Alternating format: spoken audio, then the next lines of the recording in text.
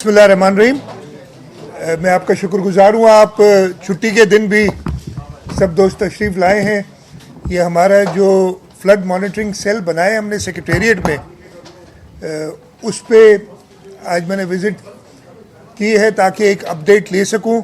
और इधर ही बैठे हुए मैंने सक्खर और लाड़काना के कमिश्नर्स से भी ब्रीफिंग ली है और हमारे इरिगेशन मिनिस्टर और इरिगेशन सेक्रेटरी वो दोनों इस वक्त पंजनत के मकाम पे हैं, उनसे भी बात की है और उनसे अपडेट ली है।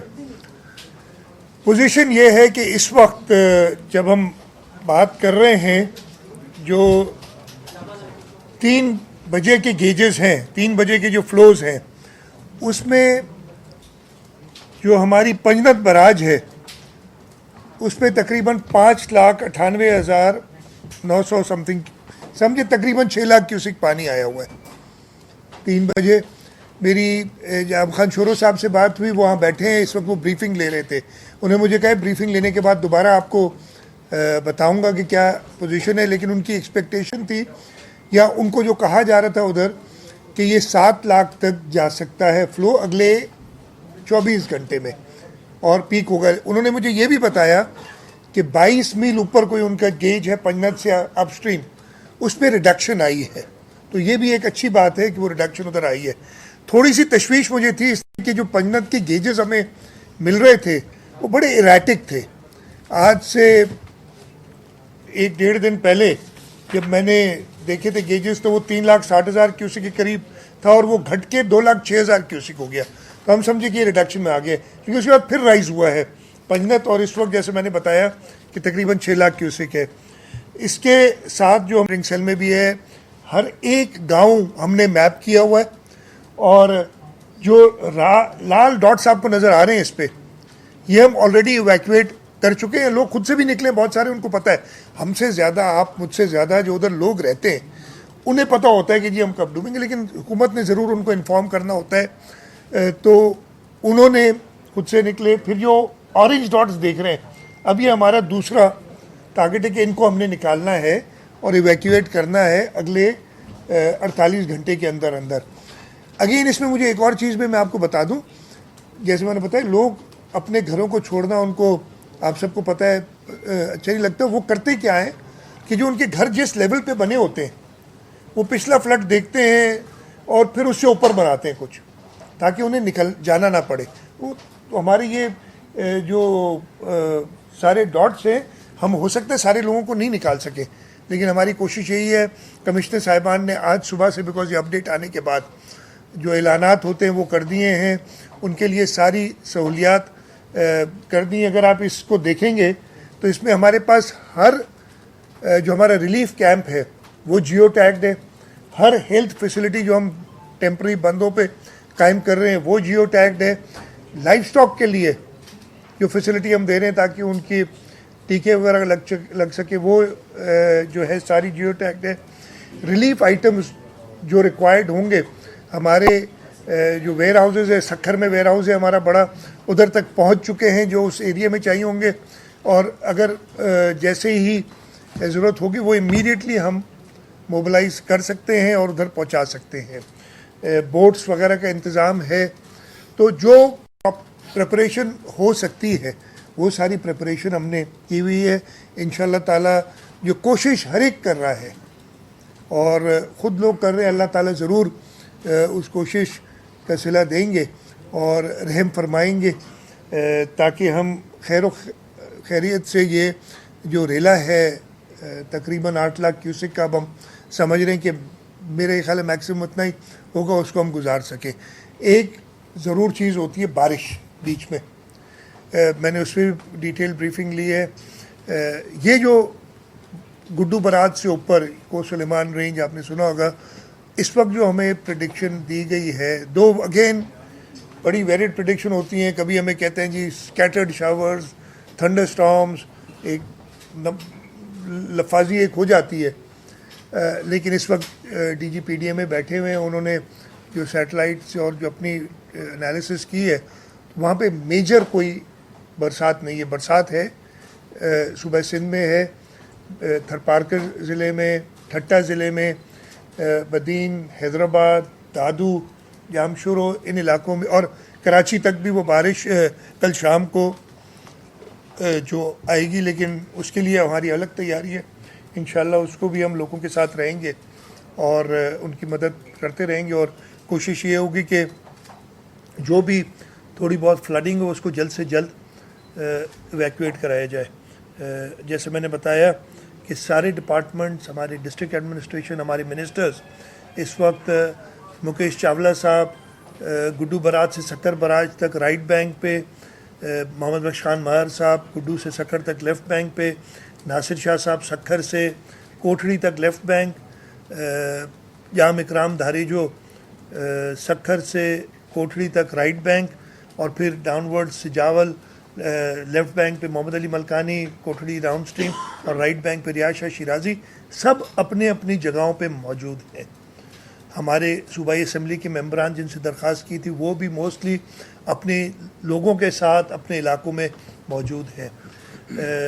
तैयारी जैसे मैंने कहा, हमने जो भी हद्दुल इम्कान तैयारी हो सकती है वो की हुई है और इंशाअल्लाह ताला हम रब के मेहरबानियों से इस आजमाइश से गुजर जाएंगे।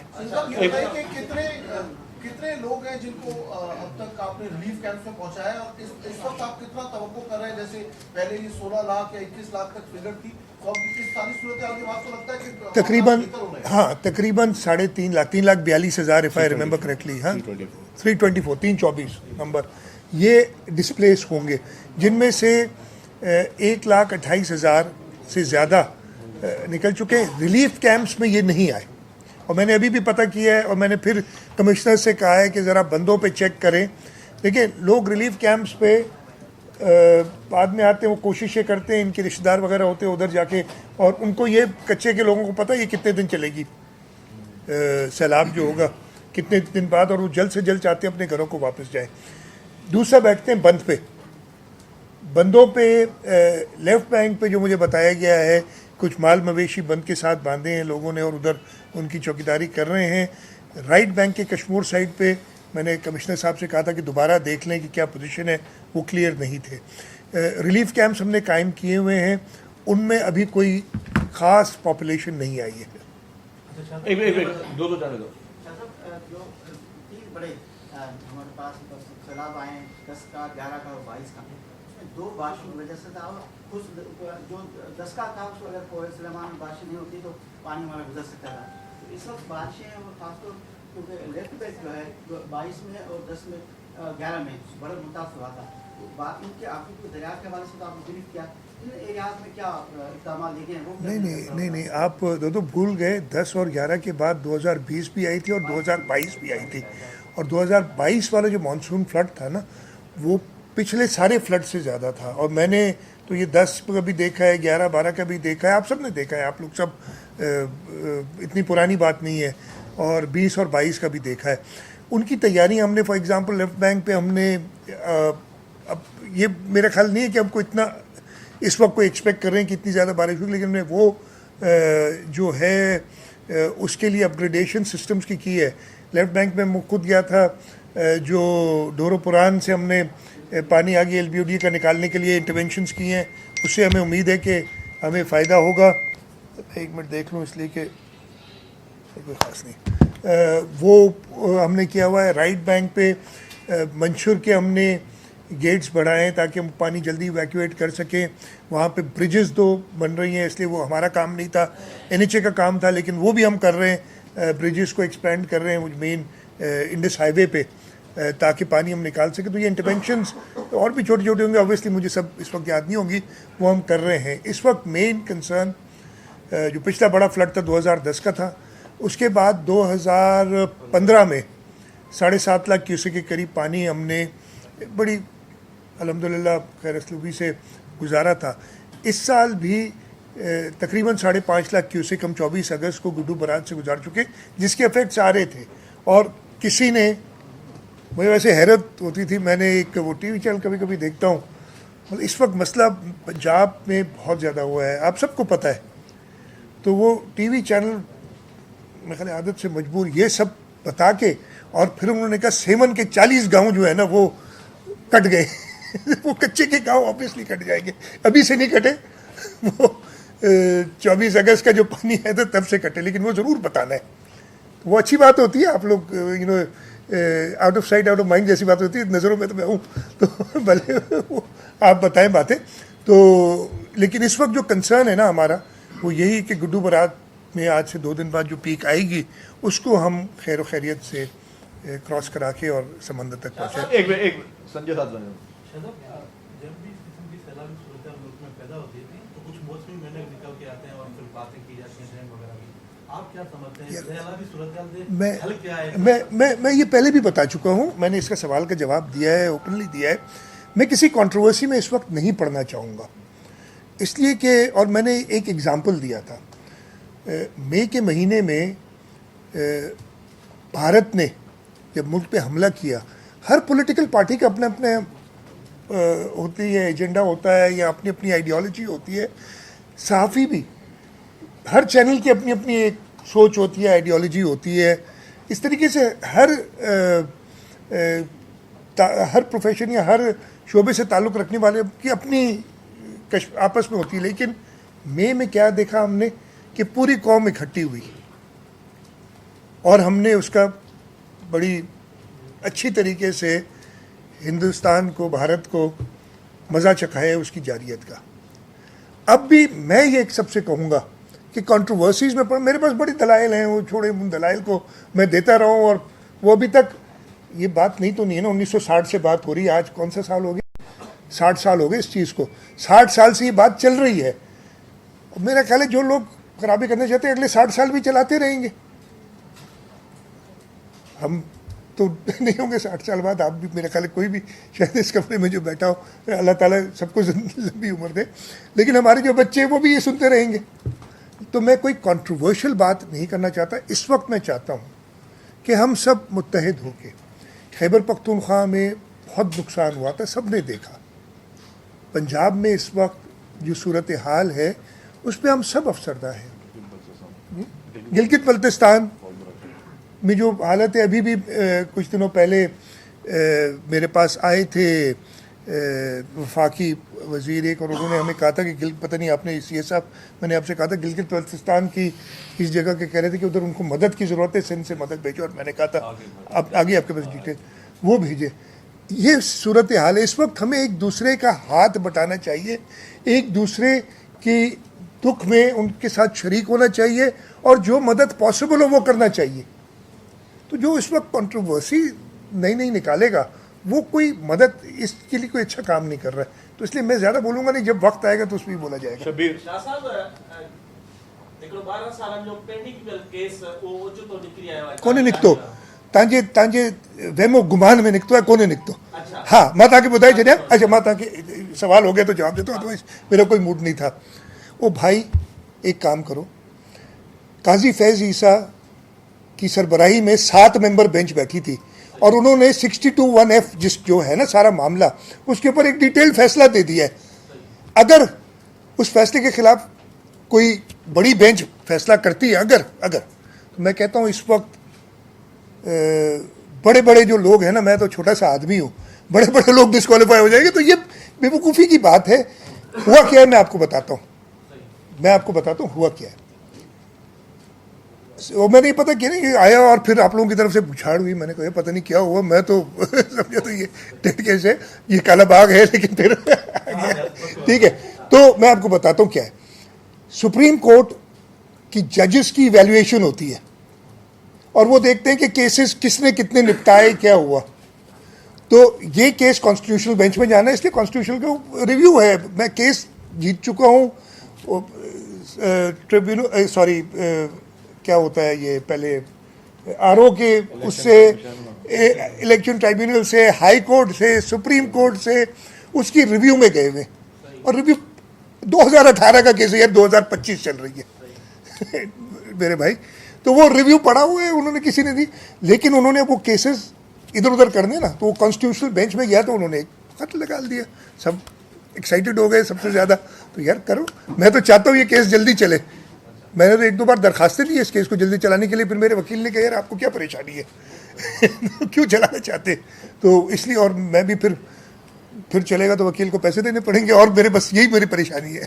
सीएम साहब ये बताइएगा, इस वक्त जो है वो चूंकि जिस तरह आपने भी बताया कि 1 लाख से ज़्यादा अफराद को जो है वो मुंतकिल किया गया है और 4 लाख के करीब तक ये लोग जा सकते हैं। बिल्कुल। इसी तरीके से तकरीबन कोई 9 लाख के करीब मवेशी है जिनको टीके भी लगाए गए हैं, तो इसमें यकीनी तौर पर एक बहुत बड़े बजट की रिक्वायरमेंट होगी, मजीद भी चीज़ें आएगी। वफाक इस वक्त आपके साथ राब्ते में है, और साथ ही ये बताइएगा कि आपके साथ पंजाब में दौरा किया है, वहाँ भी उन्होंने इंतजाम का जायजा लिया है, तो क्या सिंध की सूरत हाल से भी उनको वक्तन फ़वक्तन आप आगाह करें? अच्छा, मैं सबसे पहले तो आपके आखिरी सवाल का जवाब, जो बाद में आपने जो सवाल किया उसके जवाब दूँ।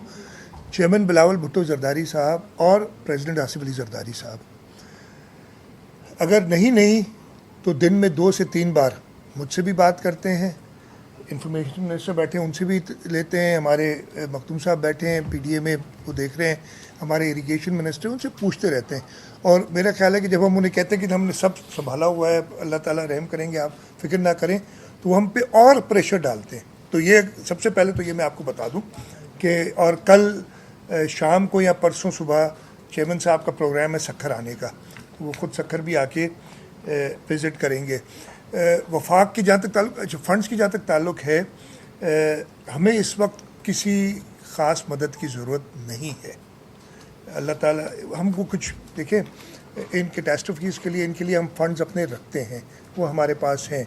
प्राइम मिनिस्टर साहब ने भी मुझसे बात की है, 2 बार बात की है इस सिलसिले में। चाइना गए हुए थे, उसकी वापसी पे अभी तक मेरी बात नहीं, लेकिन 2 या 3 मीटिंग्स वो कर चुके हैं जिसमें चीफ सेक्रेटरी साहब शरीक हुए और उन्होंने सारे अहकामात दिए हैं। तो वफाकी हुकूमत के साथ हमारी उस पर चल रही है, बिल्कुल है। प्राइम मिनिस्टर साहब ने चेयरमैन एनडीएमए को कहा हुआ है कि जी सूबों की जो भी रिक्वायरमेंट हो वो पूरी करें। इस वक्त हम खुद देख रहे हैं कि पंजाब में जो सूरत हाल है उसके लिए काफ़ी उनको तकलीफ़ में, और हम चाहते हैं कि ज़्यादा से ज़्यादा, हमने खुद हेल्थ मिनिस्टर साहिबा ने हेल्थ मिनिस्टर पंजाब से कांटेक्ट किया था कि अगर कुछ टीम्स आप हमारी तरफ से भी चाहें तो हम भेजें डॉक्टर्स की पंजाब में। उन्होंने शुक्रिया के साथ कहा था कि जब ज़रूरत पड़ेगी तो हम बिल्कुल आपको बताएंगे।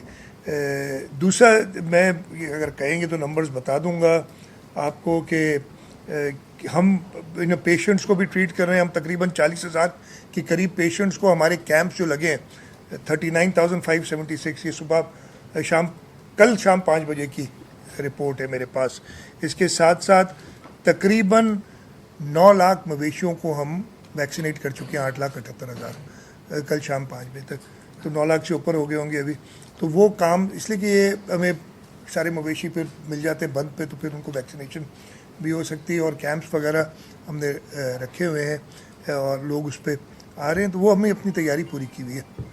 फयाज साहब, अर्बन फ्लडिंग के हवाले से फिर दोबारा बताया जा रहा है महकमा मौसम की जानिब से नूरियाबाद और बैगा टाउन में भी इस वक्त बड़ी तेज़ बरसात जारी है, तो शहर के हवाले से कोई ऐसी हिकमत अमली ताकि फिर शहर में एक परेशानी का माहौल देखें, एक पॉलिटिकल प्रोटेस्ट दे दूं, जिस तरह शफीउल्लाह शहरी ने सवाल किया, तो मेरा सवाल ये था कि कुछ आपके करीबी लोगों के उठाए जाने के हवाले से भी बातें हैं, उनमें क्या सदाकत है? बिल्कुल झूठ है, सफ़ेद झूठ है। मतलब मैं ये पता नहीं जिसके नाम भी लिए हैं ना उनको कहो मैं क्या करूं, मुझे समझ नहीं आती।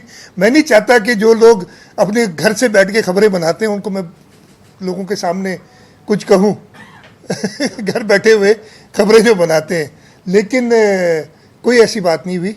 ठीक है, आपके वो दूसरे सवाल का मैंने जवाब दे दिया। आपने बात की अर्बन फ्लडिंग के हवाले से। देखिए, अर्बन फ्लडिंग में कराची में जो 19 अगस्त थी मेरे ख्याल है जो बारिश हुई थी, अगेन उस वक्त भी हमें एनडीएमए की तरफ से कोई ख़ास वार्निंग नहीं थी, लेकिन वो अचानक 2 घंटे के अंदर शदीद बारिश हुई, 200 मिलीमीटर के करीब 3 या 4 घंटे में बारिश हुई, जिसकी वजह से अर्बन फ्लडिंग हुई। और दुनिया भर में होगी इतनी बारिश पे आप 200 मिलीमीटर 2-3 घंटे के लिए डिज़ाइन नहीं कर सकते। जो भी कहते हैं ना वो फिर अब इसकी हेडलाइन बनेगी सीएम ने कहा हम कर ही नहीं सकते, हम इस शहर में इतना कमाते हैं, हम क्यों नहीं कर सकते भाई?